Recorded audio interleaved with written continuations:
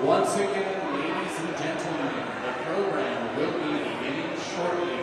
We ask that folks please find available seats and silence your cell phones.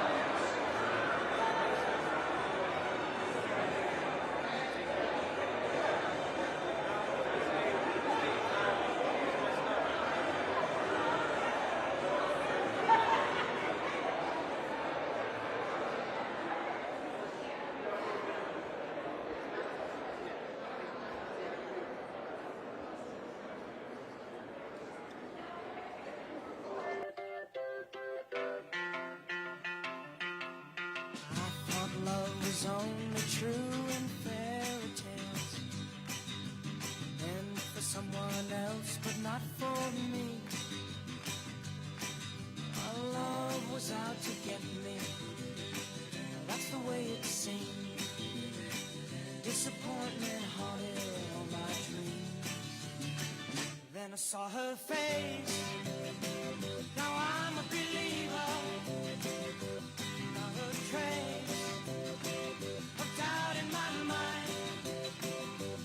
I'm in love.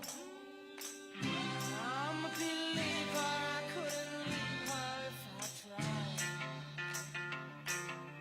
I thought love was more or less a given thing. Seems the more I gave, the less I got. What's the use in trying? All you get is pain. When I needed sunshine, I got rain.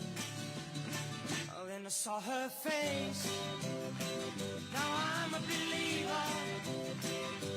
Not a trace of doubt in my mind. I'm in love. I'm a believer. I couldn't leave her if I tried.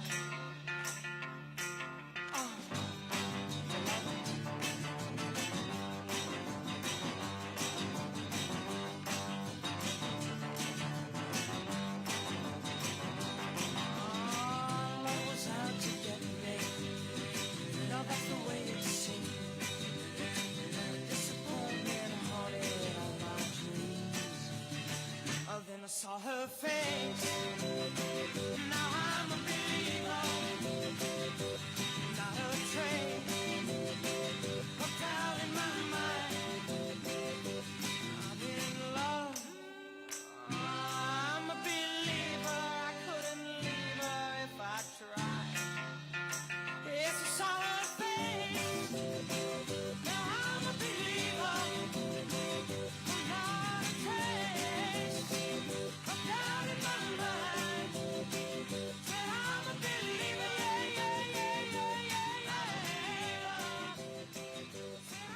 Ladies and gentlemen, before we begin today's program, there are a couple of guests we would like to acknowledge in the audience. Please hold your applause until the end of the names. We would like to acknowledge Reverend A.R. Bernard, the chair of the New York State Interfaith Advisory Council, and other members of the faith community here today. We would like to acknowledge the Commissioner for the New York State Department of Environmental Conservation, Amanda Lefton. We would like to acknowledge the President, CEO, and Commissioner of Empire State Development, Hope Knight. We would like to acknowledge the President and CEO of the New York State Energy Research and Development Authority, Doreen Harris.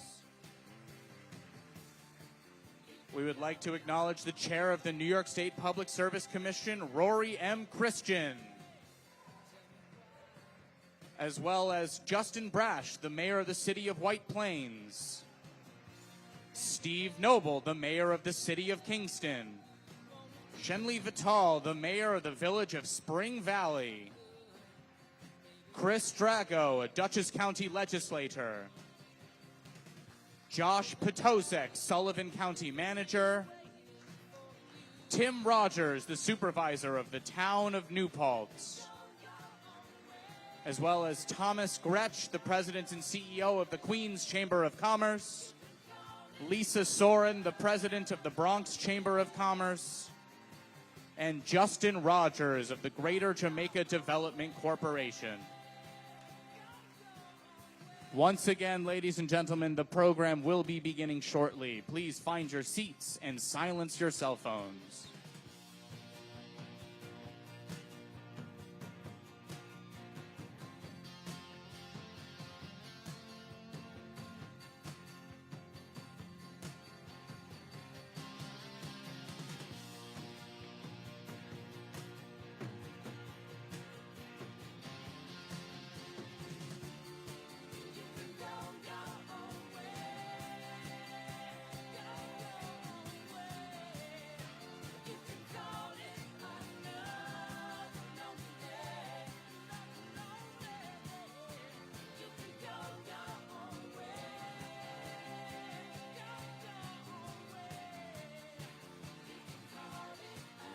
Ladies and gentlemen, we would also like to acknowledge Council Member Lincoln Ressler.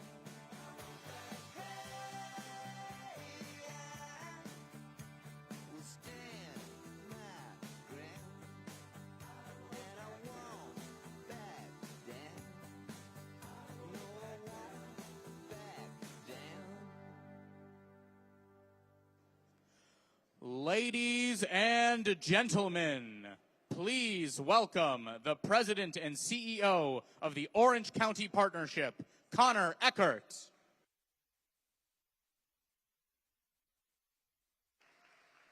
The President of the League of Conservation Voters, Julie Tai.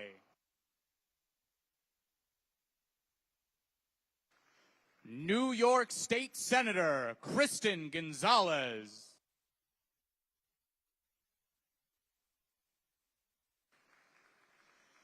And now, please rise if you are able and welcome to the podium the 57th Governor of the great state of New York, Governor Kathy Hochul.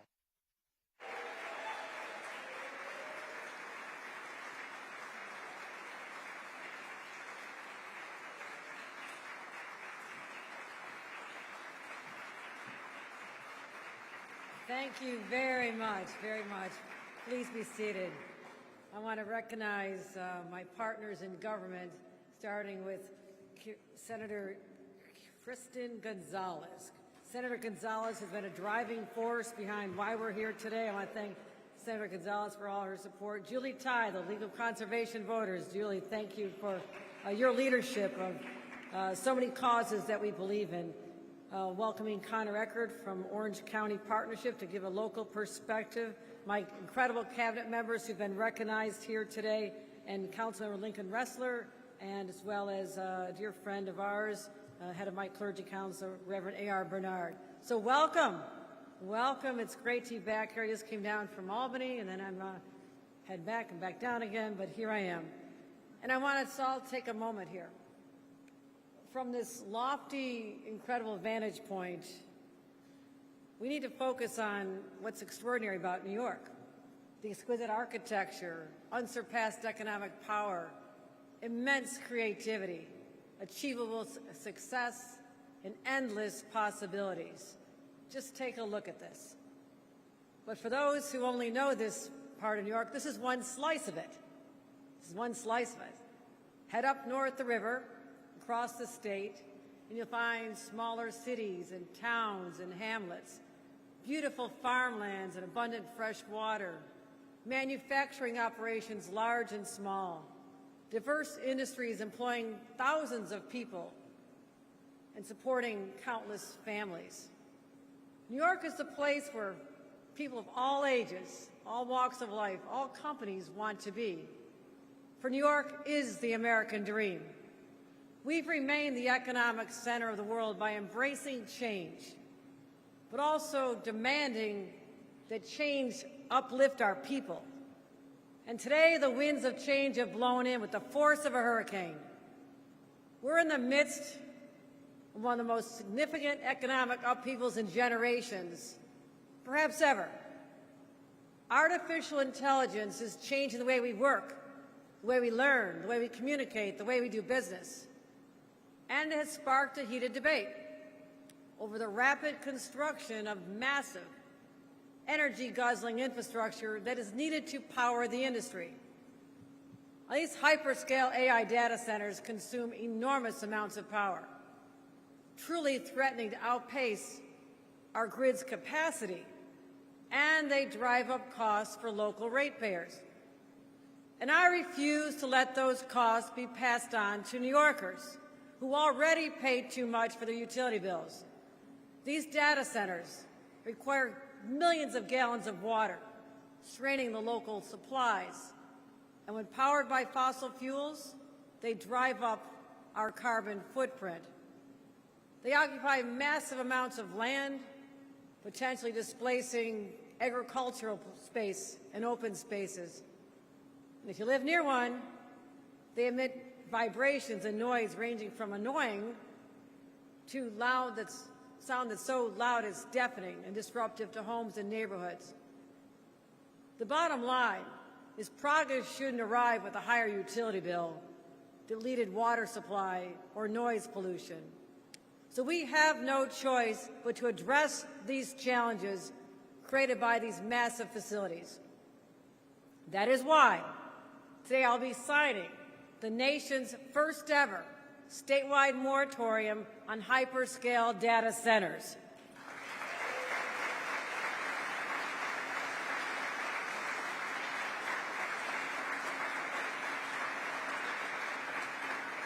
This pause will remain in place for up to 1 year while New York establishes the strongest possible framework to protect our communities, guardrails to reduce the risk to our energy grid, minimize land disruption, noise pollution, and protect our natural resources, especially our water supply. And we're doing this with the support of the sponsors of the moratorium bill. I want to thank Senator Gonzalez, who's joined us here today. I'll be hearing from her momentarily. Give her another round of applause. Assemblymember Dee Dee Barrett, who could not join us but will be joining me later this week. Your leadership is a large part of why we're here today, so I say thank you. As I announced in my State of the State address just earlier this year, New York will require data centers to either produce their own energy or pay a premium to tap into our grid. It's the only way to ensure that our residents and businesses have affordable energy that they need and that our power capacity is already stretched to its limit, so we have so much more to do. You know, we've invested so much in other forms of power to meet the current needs of New Yorkers and our businesses. Everything from hydroelectric power, looking hard into offshore wind despite the headwinds from Donald Trump, the administration keeps shutting it down. Clean nuclear power. We're fighting hard to deliver affordable energy for all New Yorkers against, as I said, constant obstruction from the Trump administration, dead set on killing renewable energy. But our current energy needs and our future energy needs require far more power than we're producing even now, just for ourselves. And that's why I've ordered the formal implementation of this new requirement. This, as I said, that data centers supply their own power or pay a premium to get underway. We also have a lot of work to do from all my agency teams. We're going to explore having hyperscale data centers pay into a larger fund to support our grid statewide. We need to invest in this, help defray costs, reduce bills for our ratepayers. We expect this process, which we already launched, to be completed within the year. Once this policy is in place, the moratorium will be reviewed and lifted. But there's something else that's so important to me. These data centers can only be built, should only be built in places that want them. And so they will never be exempt from local zoning, local approvals. You know, I was a local official for 14 years, a council member, just like Lincoln, a little smaller town. 14 years. That experience taught me to always put the needs of the local residents first, full stop. And that's why I've directed my administration to create what we're calling the Community Investment Framework for those localities that want to host data centers. I want to make sure that if they're going to come, those localities will reap substantial benefits. So when the moratorium ends and the construction of these data centers begins in communities where they are welcome, the people in those communities will get substantial benefit, and there's many, many examples around the country. We've seen parts of our country collect millions, even hundreds of millions of dollars from these centers to go from everything for new roads, water supply, infrastructure, schools, community centers, playgrounds, fire departments, medical centers, even farm preservation. The bigger the data center, the bigger the investments that communities can and should expect. We also want to make sure that labor has a seat at the table, so projects can include wage standards and labor agreements and prioritize local hiring. The final part of my plan is to ensure that these hyperscale data centers do not receive tax benefits, full stop. New Yorkers work hard, and on my watch, their tax dollars will not be used to benefit these large firms, these centers. That's why I'm proposing an end to all tax subsidies for data centers. Now, no one can accuse New York of fearing innovation. We lead the nation in harnessing AI as the technology of the future. We're already building the largest supercomputer outside the private sector that is dedicated to public good. It's Empire AI, launched this years ago. And we're using AI to drive efficiencies across state government, saving millions of hours and dollars for our residents. And I'm excited about this. But that said, a lot of Americans, for a lot of them, the specter of unchecked AI brings up fear, anxiety, a lot of worry. The threat of job displacement is real. People aren't afraid of technology. They're just afraid of being left behind by it, especially younger adults who wonder how they'll fit into an AI-powered future. Their feelings are valid, and we cannot ignore them. Just as automation had a seismic impact on our economy and our workforce generations ago, today it is AI that is changing our world and our workforce at warp speed. For this reason, I've already convened our Future Works Commission, filled with top experts and industry leaders, academics, labor leaders. Everyone is at the table, technology experts. And I've asked them to do this: study the risks and the rewards of AI, but also prepare our workers for the transition if necessary, or an AI competency, so they're ready to fill the jobs that are required today. I want no one left behind. At our first meeting, I said I want my recommendations. I'm sure like any commission, they feared this is going to go on for a few years. Yeah, I said I want the recommendations this fall. So get busy, because I approach this with an incredible sense of urgency, because that is what people are feeling. And I want them incorporated into my next State of the State address. Now, I began my remarks today by asking you to just look out at this incredible horizon. Let's start by looking just around us, inside.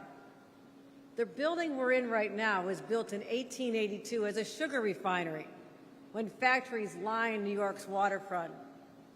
Over the next century, our nation saw those jobs disappear, and New York had to reinvent itself once again, over and over, next as the financial capital of the world. When this factory finally closed its doors in 2004, New York City and the real estate community came together, worked together to transform this building into something built for the new economy, a home for tech startups. But just as important to me is what's below us: Domino Park, a public community space beloved by the people who live here, built and paid for by the team behind this incredible development. Truly a vast improvement over its industrial past. Again, this is what happens when government and the private sector team up. They can create something quite extraordinary. And I think about this project, I think about one of my mother's favorite phrases: go into the world and do well, but more importantly, go into the world and do good. In fact, we have that, used to be on our refrigerator when I was growing up, and now it's inscribed in my mother's headstone. So her children and grandchildren and others will know that's what she stood for. I embody that sense as well every day. But that's how we do things in New York. We want people here. We want them to invest. We want them to grow their business and do well. But when you do well and you benefit from the talent, the land, and the energy of New York, we expect you to do good for our communities. When you succeed because of New York, New Yorkers should succeed as well. It's that simple. You know, a couple years ago I said in my State of the State, whoever owns AI owns the future. I stand by that. New York will always welcome investment and innovation, and will always stand up for our workers and our people. No one gets to build their future by asking hard-working New Yorkers to sacrifice theirs. So, if you're willing to create good-paying jobs, you're willing to invest in communities that make your success possible, you'll find no stronger partner than the state of New York. And I also believe this, that the businesses that build technology capable of changing civilization with AI are also capable of working with us to protect our power grid, to protect our water supplies and our communities. I believe it can be done, which is why, as your governor, I just don't want New York to be first. I want New York to be first in the right way. And that's why we're going to take the time to get it right. That is my commitment to the people of the great state of New York. Thank you very much.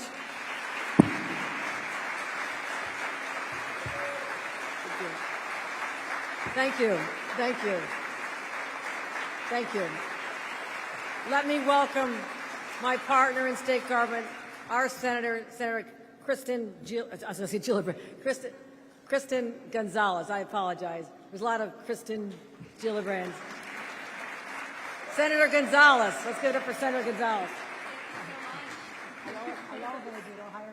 There you go. Thank you, Madam Governor, and good morning, everyone. Thank you all so much for joining us today. I'm State Senator Kristen Gonzalez. I represent District 59 on the east side of Manhattan, in Western Queens, and right here in Northern Brooklyn. It's actually one of the best views of my district, so I want to thank the governor's team for choosing always such a good location. I'm also the chair of the Internet and Technology Committee and the proud Senate sponsor of the Responsible Data Center Development Act, which passed with bipartisan support through both chambers this year. In my time in office, I have learned what it means to make good tech policy and what makes good government. Good tech policy is founded on the principle that technology should make our lives easier, not harder. And good government means collaborating, balancing interests, and delivering real wins for New Yorkers. Today's executive order establishing the first in the nation statewide data center moratorium shows what is possible when we take both of these principles seriously. With this executive order, Governor Hochul is setting the standard that technology should improve our lives, not pollute our environment, strain our energy grid, or drive up our utility bills. We've heard from New Yorkers across the state who are worried about what the rise in artificial intelligence means for them, for our society, for our children. Automating jobs, child online safety, the rise of hyperscale data centers. These may be different issues, but they send one clear message. In the face of uncertainty, New Yorkers are looking to government to be proactive in protecting all of us. With increasing uncertainty, it has never been more important for legislators and governors to have a clear plan for the future. I'm proud to say, in many ways, New York has led. We've regulated artificial intelligence, protecting jobs, adding guardrails to chatbots, reining in frontier models, all while promoting our state as a hub for innovation and the AI economy. Here in New York, we understand with the right guardrails, this new technology has the potential to improve all of our lives. But hyperscale data centers are quite literally on a scale we have never seen before. And the challenges they pose to our energy grid and to our environment require the urgency of this executive order. Potential data centers in New York are seeking more than 9,000 megawatts of new electricity, about 1/3 of the total energy New York uses yearly. This gold rush for electricity comes after New York experienced a 44% increase in residential rates between 2020 and 2025, above the national rate increase of 32%. It is a fact that our energy grid is already too strained. Over the July 4th weekend, we saw how vulnerable our grid was when Mayor Mamdani asked New Yorkers to keep their thermostats at 78 degrees during a heat wave. New Yorkers simply cannot afford the energy or the bills that would come with bringing 9,000 more megawatts onto the grid. If we look outside of our state lines, we can see where this road leads if we do nothing. In Virginia's Data Center Alley, Bloomberg did a wholesale electricity study which showed prices have climbed as much as 267% compared to 5 years ago in areas near significant data center activity. In Henrico County, schools have been asked to dim lights while seeing their power costs rise an additional 25%. Over the same period of 2020 to 2025, only one permanent job was created for every $54 million invested. That's 168 times more than what it costs on average to create one permanent non-data center job. And on water usage, estimates show the U.S. used 17 billion gallons of water because of hyperscale data centers in 2023 alone. While it is clear this is a nationwide issue, in New York, it's a unifying one. Support for a data center moratorium transcends demographics, political ideologies, and geographies. all across the state, in towns like North Tonawanda and Alabama, New York, in counties like Rockland and Chautauqua, upstate and downstate, New Yorkers made their voices heard. If big tech is coming onto our turf, it should be on our terms, which means no more new data centers unless we have the right processes in place. That's why this executive order is so significant. Similar to our bill, by establishing a moratorium on Department of Environmental Conservation permits for the largest data centers, 50 megawatts and above, while a general environmental impact study is conducted, we are giving our state time to plan for a positive energy future. By directing the PSC to complete their Energize New York proceeding and charge large energy facilities higher to pay into a grid fund, we are making these large companies pay their fair share while protecting our grid. And by issuing guidance on a community investment fund, we are giving local governments a framework to negotiate and to win. With this, we can continue to benefit from innovation while protecting ourselves from its risks. Thank you to Governor Hochul and her team for working with us. Thank you for balancing interests and delivering a real win for New Yorkers. And thank you for taking action proactively to protect all of us. Thank you to the entire Environmental Justice Coalition that has worked and fought for years on the issue of data centers, that has made this a statewide conversation. This win is yours as well. Thank you to Assemblymember Dede Barrett, Senators Krueger, May, and Comrie, and Assembly Members Kellis and Tapia. I look forward to continuing to work with all of you to build an innovative and sustainable New York. Thank you.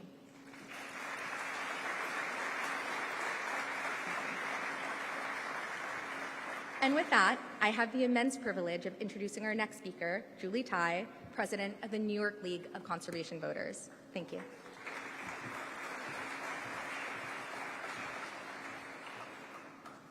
Thank you, Senator. Good morning. My name is Julie Tai. I'm president of the New York League of Conservation Voters. We're a statewide environmental advocacy organization that fights for clean air, clean water, and clean energy. Thank you, Governor Hochul, for your leadership on this important issue, for recognizing that New York has an opportunity and a responsibility to get this right. We're so grateful to Senator Gonzalez and Assemblymember Dede Barrett for elevating this issue and advancing legislation that zeroed in on the challenges posed by large-scale data centers, an issue, as senators pointed out, has been prioritized by so many in the environmental and environmental justice movement. Artificial intelligence and the technologies powered by data centers are part of our everyday life. They're important to our economy.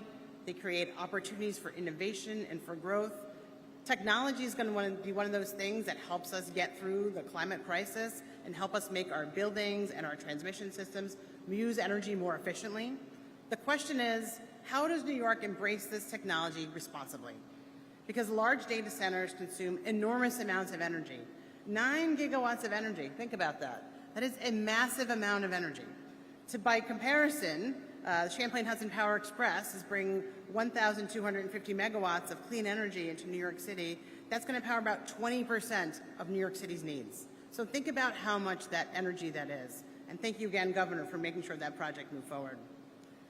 We know families are already worried about the rising cost of utilities, and our electric grid is under increasing pressure. As data centers put pressure on electricity demand, we have to ensure that everyday New Yorkers aren't left footing the bill and that data centers pay their fair share. Ratepayers and communities must be protected. We're experiencing another summer heat wave. And today I got another air quality advisory, which I think you can all see the haze out there. It reminds us why building a clean, reliable energy systems matters. Unchecked growth of data centers relying on fossil fuels for energy is a public health issue. Data centers require a lot of natural resources and have the potential to harm local communities. Local air quality, water resources, and environmental justice communities deserve protection. That's what this executive order is about. Some moratoriums are used to endlessly stop progress. That's not what this is. This is a pause creating the time needed to put the right guardrails in place to make sure progress happens responsibly. We can grow New York's economy and still protect our air, our water, our communities. This is an opportunity to strengthen our clean energy future. New data centers should hyperscale investments in new renewable energy, transmission, and storage. They should be adding clean energy to the grid, not competing for the limited resources that we already have. New York has always shown that economic growth and environmental leadership go hand in hand, and this executive order keeps us moving in that direction. So thank you again, Governor Hochul and Senator Gonzalez and Assemblymember Dede Barrett, for listening to communities, for recognizing the urgency of this issue, and for taking action to ensure New York's technology future is also a sustainable future. Thank you.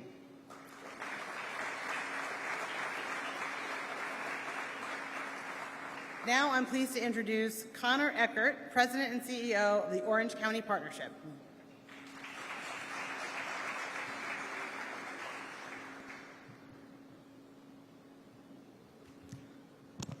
Good morning. Is everyone doing okay?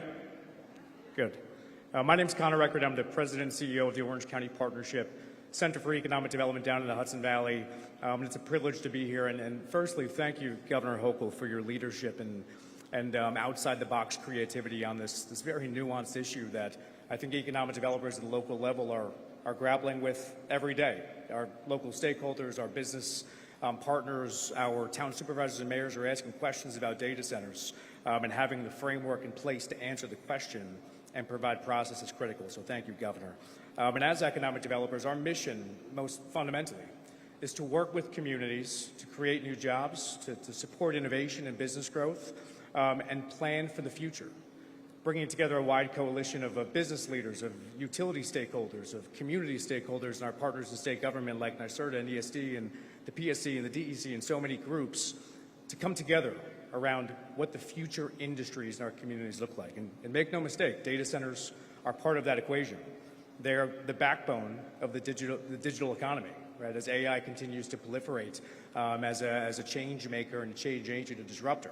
But at the same time, we need to approach the data center and AI sector strategically, responsibly. And as many economic developers in the room will attest, energy is our most critical resource right now, energy and people.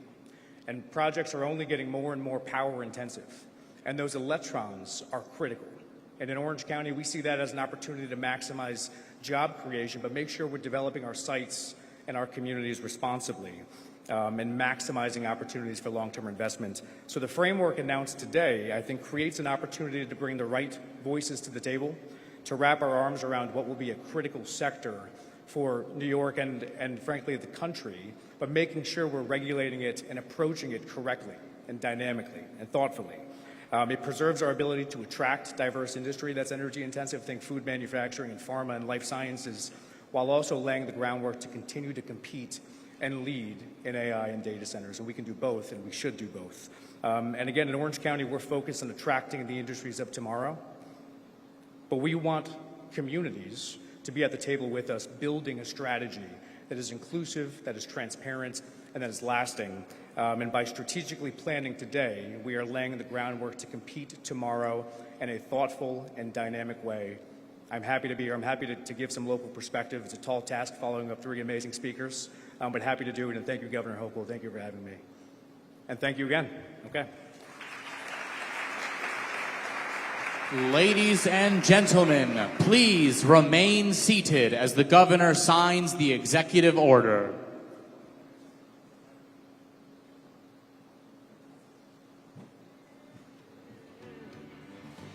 Out of touch with the rhythm and blues.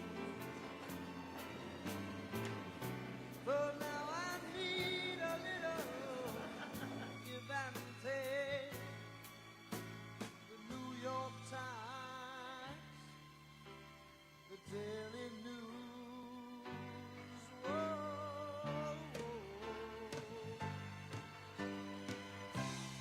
Comes down to reality. It's fine with me, 'cause I bet it's life. I don't care if it's Chinatown or on Riverside. I don't have any reason. I left them all behind. I'm in a New York state of mind.